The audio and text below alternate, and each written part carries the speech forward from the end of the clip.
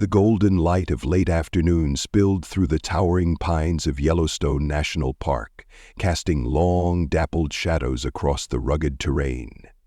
Ethan Walker, a veteran park ranger with more than 2 decades of service, adjusted the strap of his backpack as he made his way along a winding trail.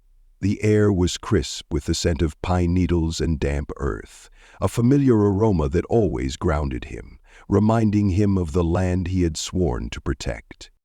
To Ethan, Yellowstone wasn't just a park, it was a living, breathing entity. A place where nature dictated the rules, where the delicate balance between life and survival played out every single day. He had spent years learning its secrets, listening to the whispers in the wind, reading the silent messages left behind in tracks, broken branches, and shifting river currents. His boots crunched against the dirt path as he moved deeper into the wilderness. The tranquility of the park at this hour was something he cherished. Birds sang their evening songs, the rustling of squirrels echoed through the underbrush, and somewhere in the distance a lone elk let out a deep, resonant call. It was the kind of peace that only nature could provide. But then, something changed. A sound, low and guttural, cut through the evening stillness, a moan, deep and trembling, as if the forest itself was in pain. Ethan stopped in his tracks. Every muscle in his body tensed. His hand instinctively reached for the radio clipped to his belt, but he hesitated. This was no ordinary sound. It wasn't the territorial warning of a wolf, nor the distant growl of a mountain lion. This was something else. Something different. He scanned the tree line, his sharp eyes trained to detect even the smallest disturbance. The usual symphony of the wild had fallen into an eerie hush, as if every creature was holding its breath. And then, from the thick undergrowth ahead, a figure emerged. A grizzly bear. Even in his long career, Ethan had never seen a bear like this, not in this state. Her massive form, usually a symbol of raw power and dominance, was unsteady. Her fur, which should have gleamed under the fading sunlight, was matted with dust and streaked with something darker.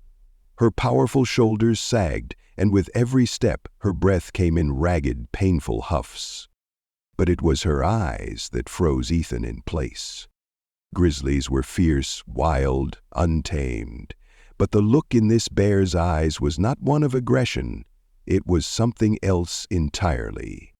Desperation, a silent cry for help. Ethan had encountered countless bears over the years, some at a distance, some too close for comfort, but never had he seen one plead. A pulse of instinct kicked in. Something was very, very wrong. Steeling himself, Ethan took a cautious step forward.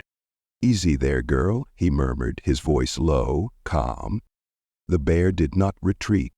Instead, she took another trembling step closer. Ethan's pulse quickened as he watched the grizzly bear take another unsteady step toward him.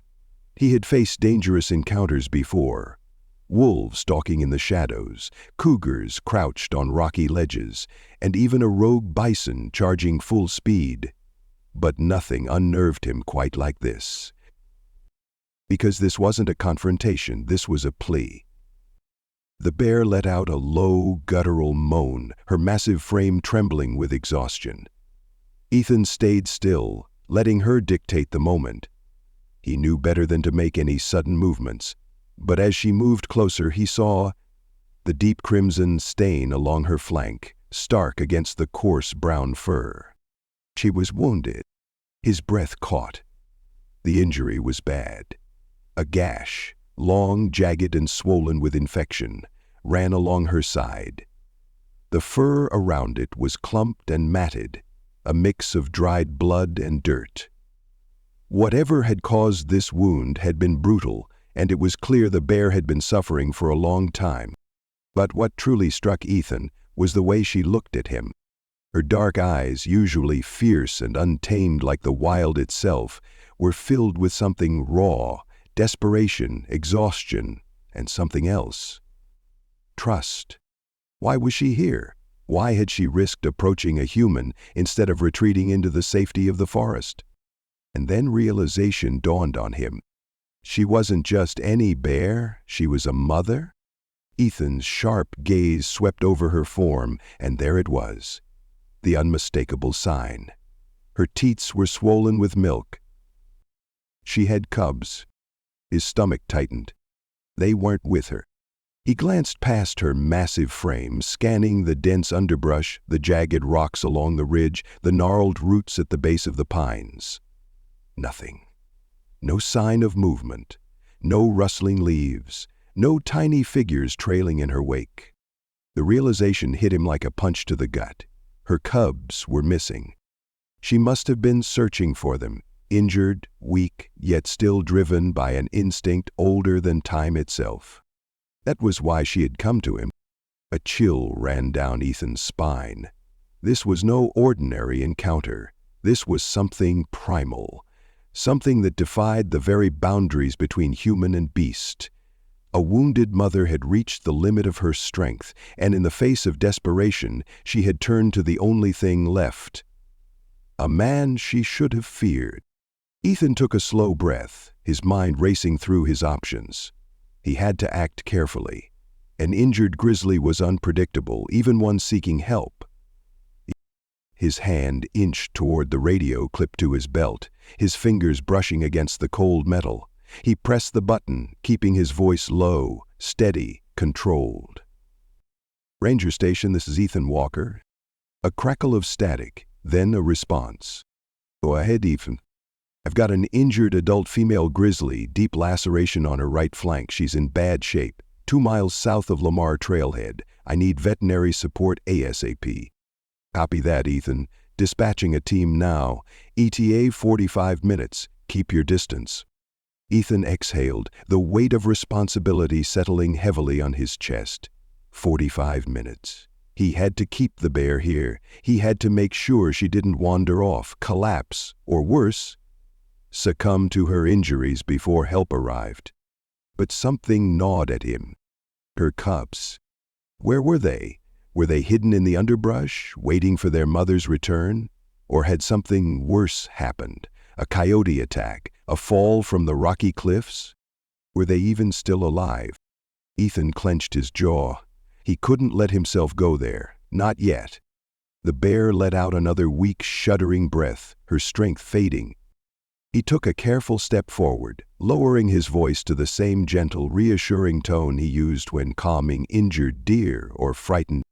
"Easy, girl. I'm not gonna hurt you. Just stay with me. Help is coming." She wavered, her massive body swaying slightly. Ethan could see the exhaustion in every muscle, the way her breathing was labored, shallow. Instinct took over. Moving slowly, he unhooked his canteen from his belt, unscrewing the cap. He crouched down, extending his arm, letting the cool scent of water reach her nose. For a moment she didn't react, then cautiously she inched forward. Her nostrils flared, her great head lowering as she took a tentative sniff. Then, to Ethan's astonishment, she extended a massive paw, carefully wrapping it around the canteen, and tilted it toward her mouth. The sight of a wild grizzly gently drinking from a ranger's canteen would have been unthinkable to anyone else, but in that moment, Ethan understood. This was trust, this was survival, this was a mother who refused to give up. And neither would he. As the last light of day faded over the valley, Ethan made a silent promise.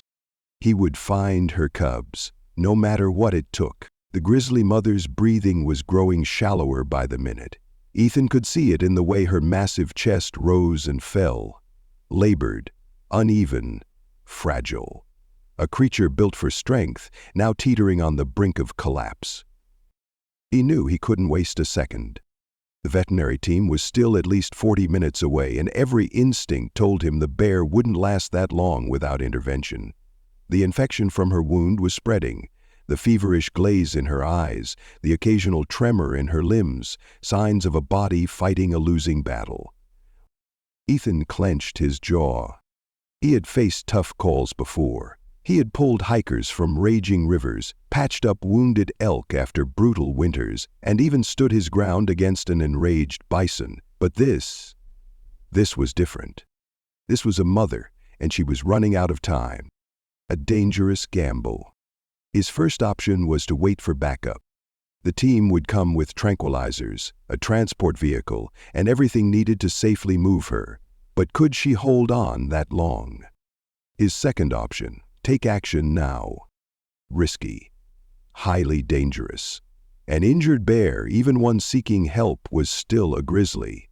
Any wrong move could trigger an instinctive attack, and if she lashed out, it would be over in seconds.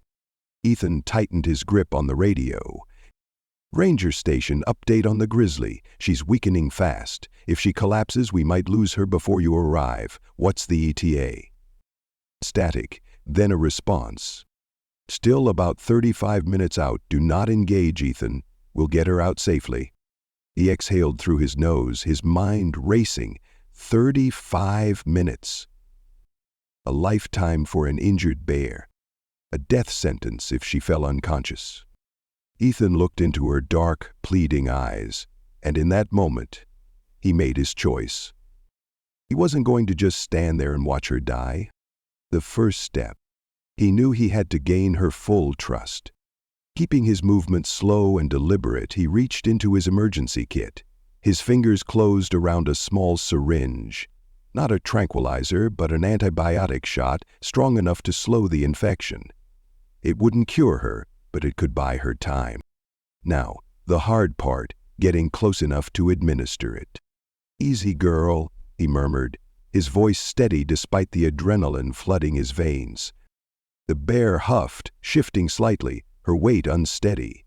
Ethan could feel the tension radiating from her massive frame, the battle between her instincts and her desperation. One step closer, then another. She didn't retreat. Ethan crouched beside her, just within arm's reach. The smell of warm fur, damp earth, and coppery blood filled his senses. His hands were steady, but inside, his heart hammered like a drum. Gently, he pressed the syringe against the thick muscle near her wound and injected the antibiotic. For a split second, everything froze. The bear flinched, a sharp intake of breath. Ethan held his own breath. Would she lash out? Would she turn on him? But then, a shift, a surrender. She exhaled deeply, lowering her head to the ground, her massive body giving in to exhaustion. She was still watching him, but something had changed. She trusted him. The final hurdle. The antibiotics would help, but she still needed real medical care. She needed fluids, wound treatment, and transport out of this forest before it was too late. And that's when Ethan realized his biggest challenge yet. How was he going to move a 500-pound bear on his own?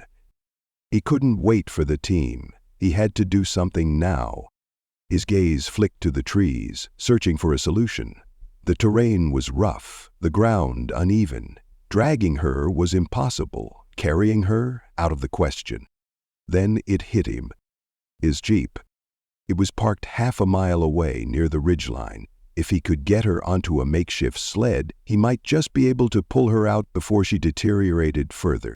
The idea was reckless, maybe even insane. But it was her only shot.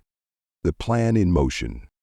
Ethan grabbed his emergency tarp, spreading it out beside her. The material was sturdy, designed for hauling heavy loads in survival situations. He would have to roll her onto it. No easy feat. "Are go, one last push," he murmured, his voice filled with quiet determination. Positioning himself carefully, he gently pushed against her uninjured side, urging her toward the tarp. At first she resisted, her massive frame barely shifting, but then, as if understanding, she gave one final effort, letting out a weak grunt as she collapsed onto the tarp. Ethan wiped the sweat from his brow. Phase 1, done. Now the hard part, getting her to the Jeep. Gripping the edges of the tarp, he dug his boots into the earth and pulled. His muscles screamed in protest, but he didn't stop. Inch by inch, foot by foot, he dragged her across the forest floor. The weight was crushing, the incline brutal, but Ethan gritted his teeth and kept moving. Because somewhere out there, in the growing darkness of the Yellowstone wilderness, 2 cubs were waiting for their mother, and he would find them. No matter what it took, Ethan stood beside his jeep, hands braced on his knees, his breath coming in heavy, ragged gasps. The grizzly mother, now lying safely in the back of his vehicle, let out a low, exhausted huff. Her body was still, but her eyes remained fixed on him, dark and desperate. She was holding on, but barely. He had done everything he could for her. The antibiotics would slow the infection, and soon the veterinary team would take over. But even as relief washed over him, another, more pressing concern weighed heavily on his mind. Her cubs. They were still out there, alone, vulnerable, and waiting for a mother who could no longer come for them. Ethan's gut twisted. He had seen what happened to young cubs left to fend for themselves. Predators. Starvation. Exposure. The odds weren't in their favor. He turned back toward the vast, untamed wilderness stretching before him. Time to find them. The trail goes cold. Ethan reached for his binoculars, scanning the dense forest beyond the clearing. Shadows stretched long across the valley, and the first whispers of twilight began creeping over the land. They couldn't have gone far. Cubs at this age, especially ones still dependent on their mother, tended to stay close to familiar territory. The problem was, they were small, fast, and scared. If they had panicked when their mother didn't return, they could be anywhere. He needed a sign. Dropping to one knee, he studied the ground, searching for tracks. The soil was damp from recent rain, making it easier to spot disturbances in the dirt. The mother's tracks were clear, deep, heavy imprints, but alongside them, smaller ones. 2 sets. Perfectly spaced, unsteady, meandering. The cubs had been here. A flicker of hope surged through Ethan as he followed the trail into the undergrowth. The tracks led him toward a dense thicket of spruce and aspen trees, their tangled roots weaving like an impenetrable fortress. Then they stopped. His stomach tightened. If the tracks ended here, it meant one of 2 things. Either the cubs were still hiding inside, or something else had gotten to them first. Ethan swallowed hard and moved forward. A cry in the dark. The forest was eerily quiet now, the usual evening sounds dampened by an unsettling stillness. Ethan listened, straining his ears for anything, movement, rustling, a whimper, anything at all. Then, just as doubt began creeping in, a faint, high-pitched cry. His pulse spiked. It was soft, barely audible, but unmistakable. A cub's call, weak, frightened, close. Ethan scanned the area and spotted movement near a fallen tree. He approached slowly, keeping his presence calm, unthreatening.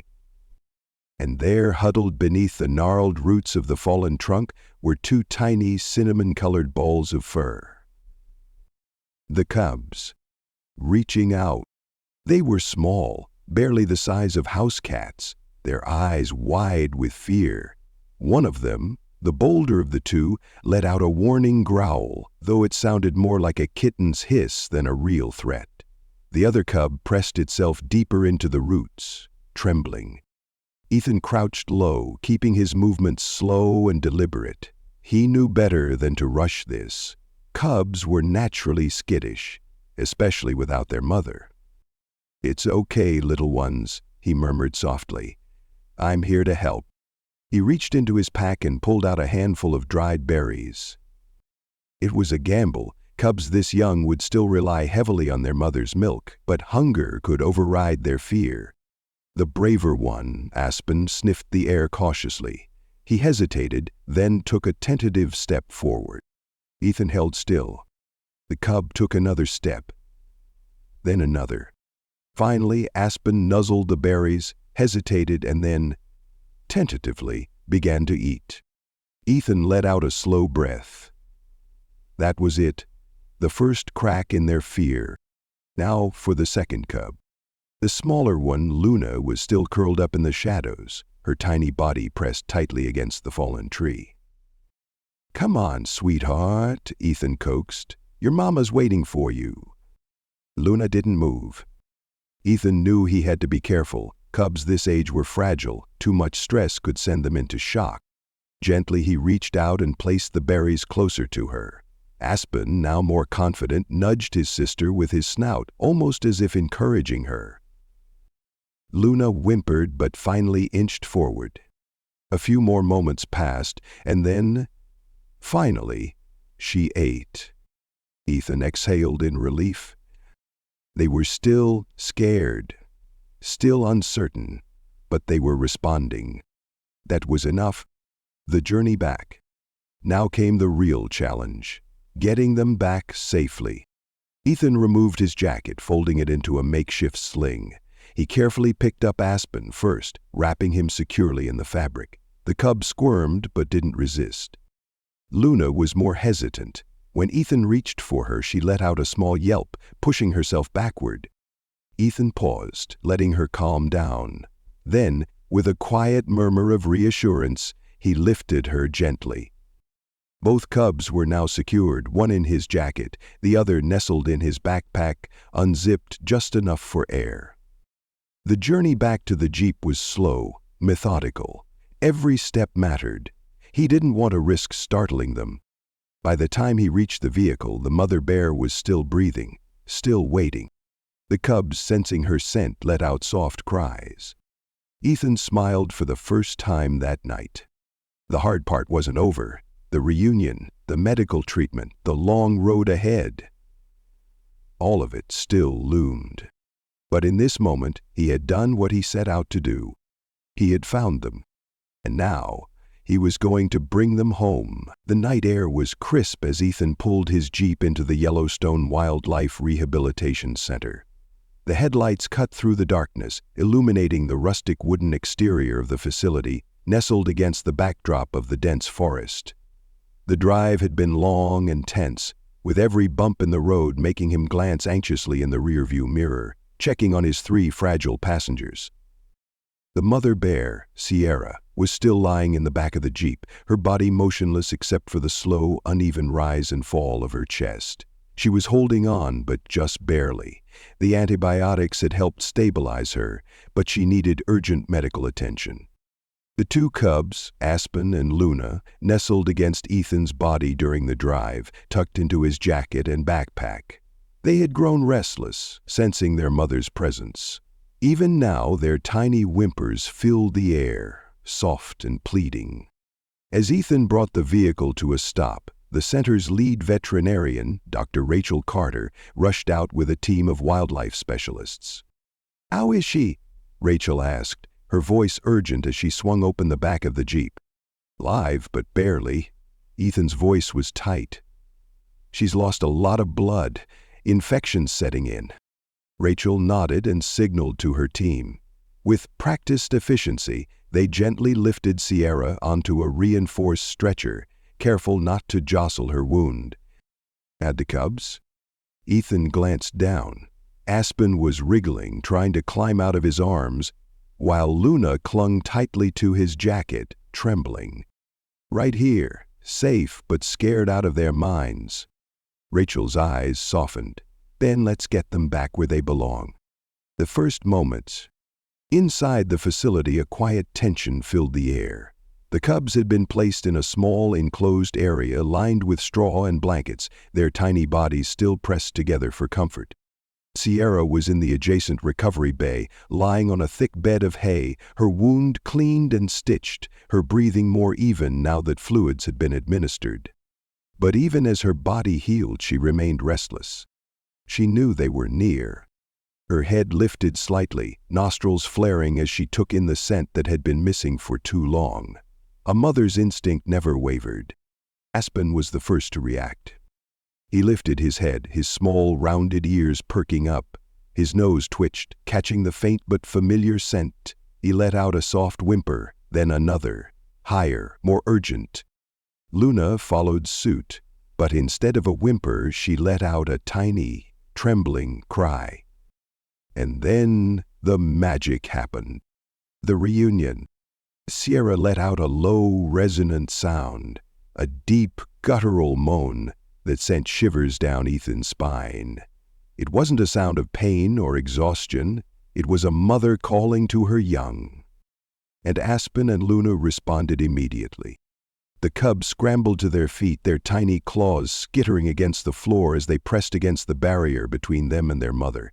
Their cries grew frantic, not in fear, but in recognition. Ethan watched, his throat tightening. This was what he had fought for. This was why he had risked everything. Rachel turned to him. "Let's not make them wait any longer." With careful hands, she unlatched the divider. The cubs bolted. Aspen was the first to reach her, launching himself into her fur, his tiny body pressing against her warmth. Luna followed, burying herself against her mother's chest, trembling with relief. Sierra let out a deep, heavy sigh, one that carried with it all the exhaustion, all the suffering, all the fight she had endured. But her massive head lowered, her muzzle pressing gently against her cubs, as if to reassure them that she was still here. Ethan swallowed hard against the lump forming in his throat. It was unlike anything he had ever witnessed, the raw, unbreakable power of a mother's love. A moment of reflection. Minutes passed. The world seemed to hold its breath as Sierra and her cubs reunited, their bodies pressed together, their breathing finally slowing. Aspen nuzzled against her, his tiny paws kneading her fur. Luna curled into the crook of her mother's arm, her small body rising and falling in sync with Sierra's own breath. Rachel exhaled, shaking her head in awe. "I've seen a lot of things in my time, but that was something else." Ethan didn't respond immediately. His eyes remained on Sierra. Just hours ago, she had dragged herself out of the forest, barely standing, looking for something, someone, to help. And now, she had them back. For the first time since this ordeal began, her body finally relaxed. She was home. Ethan let out a slow breath, feeling the weight lift from his chest. "We did it," he murmured. Rachel looked at him, a small smile playing at her lips. "You did it, Ethan."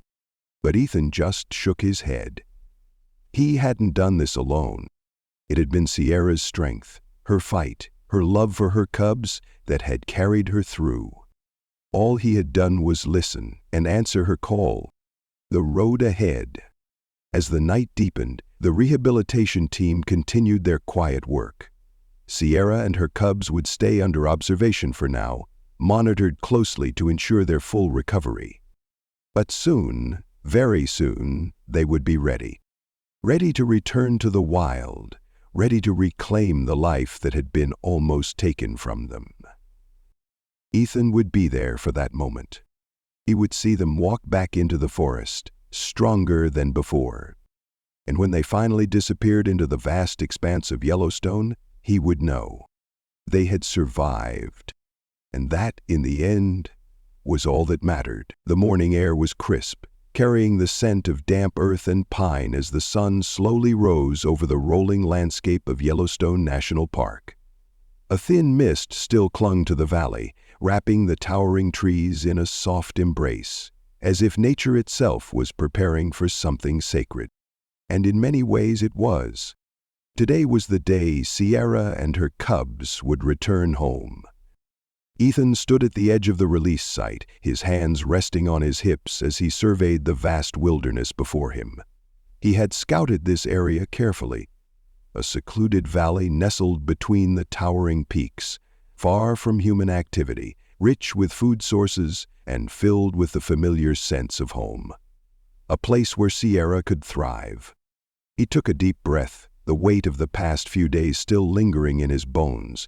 It had been a long road to get here. From the moment he had first found Sierra wounded and desperate, to the search for her cubs, to their emotional reunion at the rehabilitation center, every step had led to this moment. A low hum of conversation buzzed behind him as Dr. Rachel Carter and the team of wildlife specialists made their final preparations. The transport crate, large, reinforced, and carefully ventilated, sat secured in the back of the wildlife truck. Inside, Sierra and her cubs were waiting. Ethan could hear them stirring, the soft shuffling of paws against the metal floor, the occasional sniffle from Aspen, and the rhythmic breaths of Luna, who had spent much of the journey curled up against her mother. Sierra herself remained calm but alert, her instincts undoubtedly sharpening as she sensed the wilderness just beyond her reach. Rachel approached, clipboard in hand, eyes scanning the last of the data. "The vitals are strong. She's still a little underweight, but the infection's cleared up," she said, then glanced at Ethan. "They're ready." Ethan nodded, his gaze returning to the tree line ahead. So was he. The final steps. The team worked swiftly, setting the crate in position with precision, ensuring the doors faced the open expanse of forest. Every move was careful, every sound deliberate. The last thing they wanted was to startle Sierra now. Ethan stepped up, positioning himself near the release lever. His job was simple, but it carried more weight than he could put into words. He knelt down briefly, pressing a hand against the cool metal of the crate. Through the small ventilation slats, he could see a glimpse of dark eyes watching him. "All right, girl, this is it," he murmured. "You're going home." A slow, deep breath filled his lungs. Then he pulled the release. A heavy metallic clang echoed through the air as the crate door swung open. For a long moment, nothing happened. The forest stood still, the wind barely whispered through the trees. And then movement. A massive paw stretched forward, stepping cautiously onto the dirt, then another, and another. Sierra emerged. She was hesitant at first, her powerful frame crouched low, her nose twitching as she took in the unfamiliar, yet familiar sense of the wild. Then, as if something deep within her awoke, she straightened, her head lifting, her breath deepening. She knew this place. She belonged here. And then came Aspen and Luna. The cubs tumbled out behind her, their tiny paws kicking up dust as they scurried forward, their eyes wide with wonder. For the first time in days, they were standing on their own ground. Ethan's chest tightened. This was freedom. This was survival. This was everything he had fought for. A silent goodbye. For a moment, Sierra turned. Her gaze landed on Ethan. There was no way to explain what passed between them in that instant. It wasn't just recognition or gratitude or understanding. It was something older, something deeper than words could ever capture. A connection, a bond, a silent farewell. Then, with a final breath, she turned back toward the wilderness. She gave a low, rumbling chuff, a sound meant for her cubs, meant to guide them forward. And just like that, she led them into the trees. Aspen paused once, glancing over his shoulder in the way only a curious cub would. Then, with a playful bound, he disappeared into the undergrowth. Luna followed close behind, her tiny paws making no sound against the earth. Ethan stood there long after they were gone, staring at the empty space where they had just been. Rachel let out a soft sigh beside him. "Well," she murmured, "there they go." Ethan nodded slowly. Yeah." A bittersweet ache settled in his chest. He had spent days fighting for those bears, risking his own safety, pushing himself past exhaustion. And now, they were exactly where they were meant to be. The guardian of the wild. The team packed up their gear, murmurs of success filling the air. But Ethan stayed a little longer. His eyes drifted toward the tree line, his ears straining for any lingering signs of movement. But there were none. And Sierra and her cubs were gone. Wild, free, just as they were always meant to be. The forest was quiet now, the wind rustling gently through the leaves, the call of a distant hawk echoing overhead. For a long time, Ethan simply stood there, listening. And in the stillness of the morning, he made himself a promise. As long as he was here, as long as he drew breath in this world, he would always watch over them, because they were part of this land, and so was he. The days after Sierra's release were quiet. Too quiet. Ethan had spent hours patrolling the valley where she and her cubs had been set free, watching from a distance, ensuring they were adjusting to their new home. He had seen Aspen clumsily climbing a tree, Luna curiously sniffing at a fallen log, and Sierra leading them to a clear, rushing stream where they learned to fish for the first time. It had been a perfect scene, nature healing, a family rebuilding, life continuing. But peace in the wild was always fragile. And tonight something was wrong. A sinister presence. Ethan crouched low on a rocky ridge, binoculars raised to his eyes. Below, nestled in the valley's darkness, the faint glow of a flashlight flickered through the trees. His jaw tightened. Poachers. He had seen the signs earlier that day. Boot prints where no hiker should have been, cigarette butts near a fresh water source, deep grooves in the dirt where something heavy had been dragged. And now, confirmation. There were 3 of them, moving carefully, deliberately, their rifles slung over their backs, their voices low and hushed. Men who didn't belong here, men who weren't here to admire nature, but to exploit it.